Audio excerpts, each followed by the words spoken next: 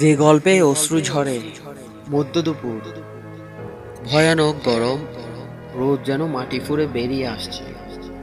সেই আগুন দ্বারা দুপুরে এক ক্ষুধার্ত বালক হেঁটে চলেছে ধুলিমাখা ধ্বংসস্তূপের পথ দিয়ে নিঃস্ব ভূখণ্ডে। তার নাম আমির, বয়স বড়জোর ৮ বছর। সকালে মায়ের কাছে খাবার চেয়েছিল। মা কাঁদতে কাঁদতে বলেছিল, ত্রাণ বিতরণ হবে শুনেছি, গিয়ে দেখো কিছু পাও কিনা। আমির জানে যদি কিছু না পায় তবে অনাহার নিয়েই দিন কাটবে। সে অভ্যস্ত হয়ে গেছে ক্ষুধার তাড়না।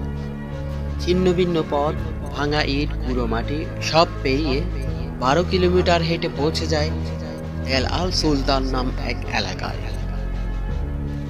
সেখানে একটা ত্রাণকেন্দ্র, শত শত মানুষ, কেউ দাঁড়িয়ে, কেউ বসে, কেউ কেবল তাকিয়ে, কিন্তু সবাই নীরব। এত দুর্বল, এত ক্ষুধার্ত, চিৎকার করতেও শক্তি নেই। এক মার্কিন সেনা অ্যান্টনি ত্রাণ কার্যক্রম দেখছিলেন। হঠাৎ তার চোখ পড়ে আমিরের উপর। তিনি ধুলো মেশানো কিছু আটা দেন ছোট্ট ছেলেটিকে।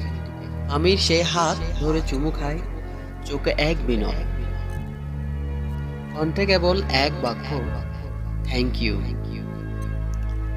একটি ধন্যবাদ, একটুকু ভালোবাসা, এই নিঃশ্বাস আচরণ উলট পালট করে দেয় অ্যান্টনির ভেতরটা। তিনি বাকরুদ্ধ হয়ে তাকিয়ে থাকেন। হঠাৎ চারপাশে চিৎকার, গোলাগুলি, গ্যাস নিক্ষেপ, সবাই দৌড়াচ্ছে। অ্যান্টনি দেখে আমির নিথর হয়ে মাটিতে পড়ে আছে। তার হাতে ধরা আটা পড়ে গেছে পাশে। সে আর ফিরে যেতে পারেনি তার অনাহারী মায়ের কাছে।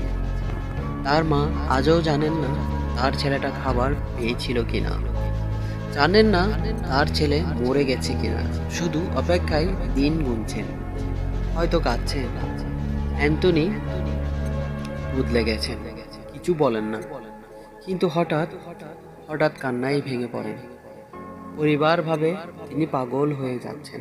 অবশেষে তিনি মুখ খুললেন, আমি একজন যুদ্ধ সেনা, অনেক কিছু দেখেছি, কিন্তু ৮ বছরের এক বালকের ধন্যবাদ আর হাত চুমু আমাকে ভেঙে দিয়েছে। আমি ভুলতে পারি না। ভিডিও যদি ভালো লেগে থাকে চ্যানেলটি সাবস্ক্রাইব করে রাখুন পরবর্তী ভিডিও দেখার জন্য। তার বক্তব্য আন্তর্জাতিক অঙ্গনে হইচই পড়ে যায়।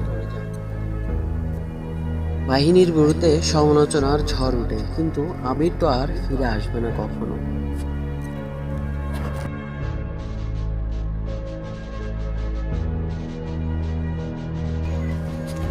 পরবর্তীতে আরও ইসলামিক ইতিহাস শুনতে চ্যানেলটি লাইক, কমেন্ট, শেয়ার এবং সাবস্ক্রাইব করে রাখুন।